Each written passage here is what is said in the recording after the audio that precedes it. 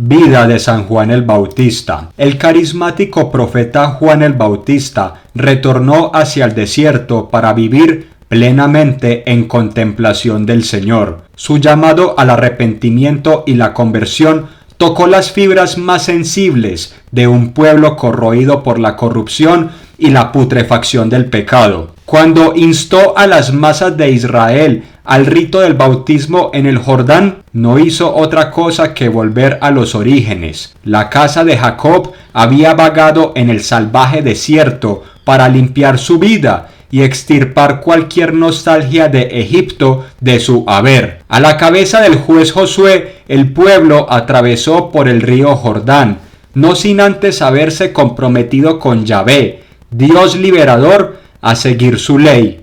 Juan regresó al desierto y volvió sobre los pasos de Josué en el Jordán, porque anticipó que sus correligionarios habían olvidado las instrucciones sagradas. La historia de este profeta hunde sus raíces en las peticiones de sus padres, Zacarías e Isabel, dos personas justas que anhelaban vivir de acuerdo con las enseñanzas del Señor. Zacarías e Isabel representan la melancolía de los justos. Eran viejos y no podían tener hijos. ¿Qué estaba andando mal? El justo debe cargar con pesos insoportables y aguantar el suplicio y la pena. En un mundo depravado hasta la médula, Zacarías e Isabel simbolizan las esperanzas del viejo Israel. Zacarías etimológicamente significa Dios recuerda, e Isabel significa en Dios se puede jurar. Así, del estéril pueblo de Abraham surgió un último vástago, el profeta Juan, que como dice Isaías, allanó el camino para la llegada del Señor. Es posible que Juan el Bautista haya nacido entre el año 8 y el año 6 a.C. Una antiquísima tradición indica que su lugar de nacimiento es Ain Karem, un minúsculo poblado posicionado a unos 8 kilómetros al suroeste de Jerusalén. El evangelista Lucas nos brinda esta información sobre los padres de Juan el Bautista. En tiempos de Herodes, rey de Judea, hubo un sacerdote llamado Zacarías, miembro del grupo de Abías. Su esposa Isabel también era descendiente de Aarón. Ambos eran rectos e intachables delante de Dios. Obedecían todos los mandamientos y preceptos del Señor, pero no tenían hijos porque Isabel era estéril y los dos eran de edad avanzada. Esto lo podemos leer en Lucas 1 del 5 al 7. Zacarías era sacerdote de la división de Abías, uno de los 24 segmentos o grupos de sacerdotes que existían en Israel. Durante el reinado de David se instituyeron turnos para el servicio en el templo. De acuerdo con Flavio Josefo, cada división de sacerdotes debía atender todo el servicio del templo durante una semana. En el primer libro de las Crónicas, capítulo 24, verso 10, se dice que a la división de Abías correspondía la 8ª semana. Esta corresponde al segundo mes, el mes de Iyar. No obstante, durante las grandes fiestas de peregrinación, todas las divisiones sacerdotales debían prestar sus servicios en el templo, debido a que era de rigor que todo varón judío arribase a la ciudad santa de Jerusalén durante la Pascua, Pentecostés y Tabernáculos. A su vez, durante la semana que una división de sacerdotes atendía en el templo, se sorteaba quiénes ejecutaban los sacrificios. A Zacarías correspondía ofrendar el incienso, y esta labor la debía cumplir auxiliado por otros 2 sacerdotes.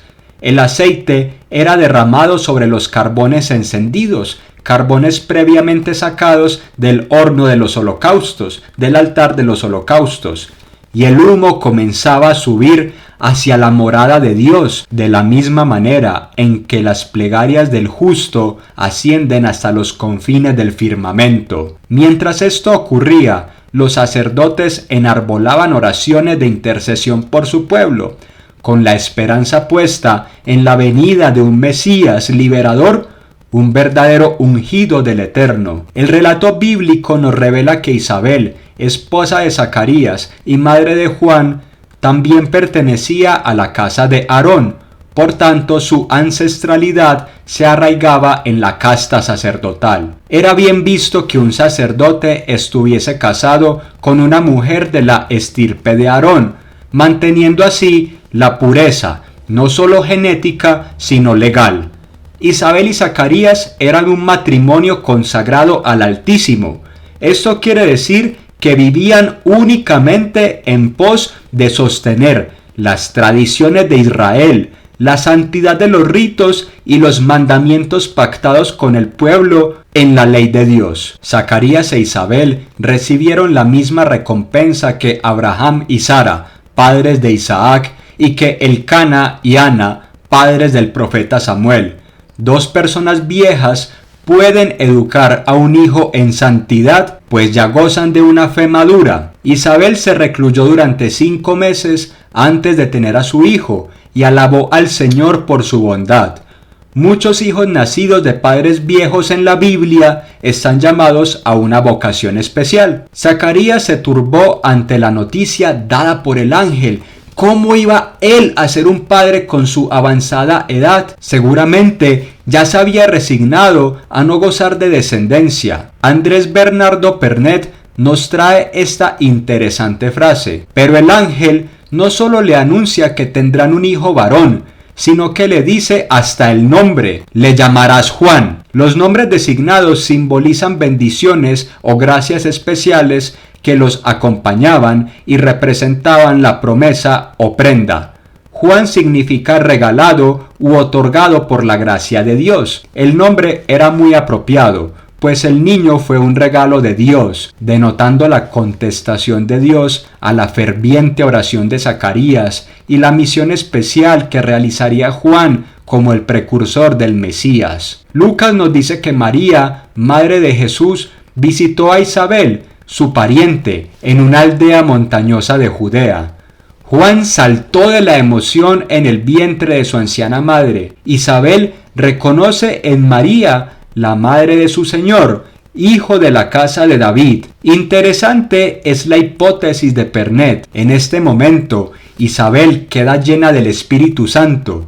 Es un anticipo a la realidad del bautismo en el Espíritu Santo, el cual realizará Jesús con las personas a quienes encuentra en su servicio diario. Continúa este autor. Una forma de bendición similar está en el libro del Deuteronomio, en el capítulo 30, versos del 1 al 20, y se reserva para quienes son fieles a la alianza, y por eso, en el caso de Santa María, es bendito el fruto de su vientre. María de Nazaret, más allá de ser fiel a la alianza y de cumplir la ley, está llena de Dios y en consecuencia es capaz de contagiar a Isabel de este Dios desbordante en su joven existencia. La nueva alianza y la antigua alianza así se encuentran. Dios dijo a Zacarías que Juan no bebería del fruto de la vid, es decir, la uva, restringiendo la ingesta de vino. Este era el voto usual de los nazareos,